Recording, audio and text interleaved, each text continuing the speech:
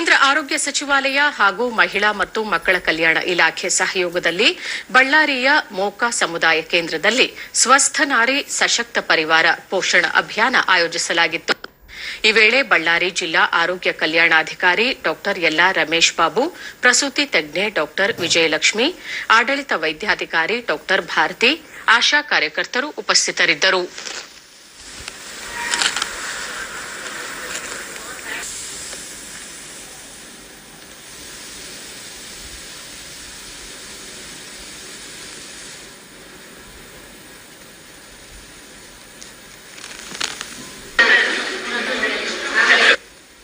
ದೂರದರ್ಶನದೊಂದಿಗೆ ಫಲಾನುಭವಿ ಜ್ಯೋತಿ, ಕೇಂದ್ರ ಸರ್ಕಾರದ ಯೋಜನೆಗಳಿಂದ ಬಹಳಷ್ಟು ಅನುಕೂಲವಾಗಿದೆ.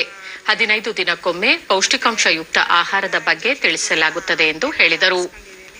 ನನಗೆ ಇವಾಗ 8 ತಿಂಗಳ ಚೆಕಪ್ಗೆ ಬರ್ತಿದ್ದೀನಿ. ನಾನು BP, ರಕ್ತ ಪರೀಕ್ಷೆ ಎಲ್ಲ ಮಾಡಿಸ್ಕೊಂಡಿನಿ. ತಾಯಿ ಕಾರ್ಡ್ ಕೂಡ ತಿಂಗಳ ಎಂಟ್ರಿ ಮಾಡಿಸ್ಕೊಂತಿದ್ದೀನಿ. ಡಾ ವಿಜಯಲಕ್ಷ್ಮಿ, ಗರ್ಭಿಣಿಯರಿಗೆ ಸಮತೋಲನ ಆಹಾರ ಅತ್ಯಗತ್ಯ. ಪೌಷ್ಟಿಕ ಆಹಾರ ಹಾಗೂ ತರಕಾರಿ ಸೇವನೆ ರಕ್ತಹೀನತೆ ನಿವಾರಣೆಗೆ ಸಹಕಾರಿ ಎಂದು ತಿಳಿಸಿದರು. ಅನೀಮಿಯಾ ಮುಕ್ತ ಪ್ರೋಗ್ರಾಮ್ ಸ್ಟಾರ್ಟ್ ಆಗಿದೆ.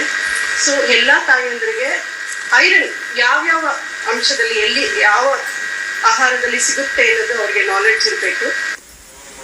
ಡಾ ಯಲ್ಲಾ ರಮೇಶ್ ಬಾಬು, ಮಹಿಳೆ ಆರೋಗ್ಯಕರವಾಗಿ ಆತ್ಮವಿಶ್ವಾಸದಿಂದ ಇದ್ದಾಗ ಮಾತ್ರ ಕುಟುಂಬ, ಸಮಾಜ ಹಾಗೂ ರಾಷ್ಟ್ರ ಸಶಕ್ತವಾಗುತ್ತದೆ. ಪೌಷ್ಟಿಕಾಂಶಯುಕ್ತ ಆಹಾರವನ್ನು ನೀಡುವ ಮೂಲಕ ಆಕೆಯ ಆರೋಗ್ಯದ ಬಗ್ಗೆ ಕಾಳಜಿ ವಹಿಸಬೇಕು ಎಂದರು.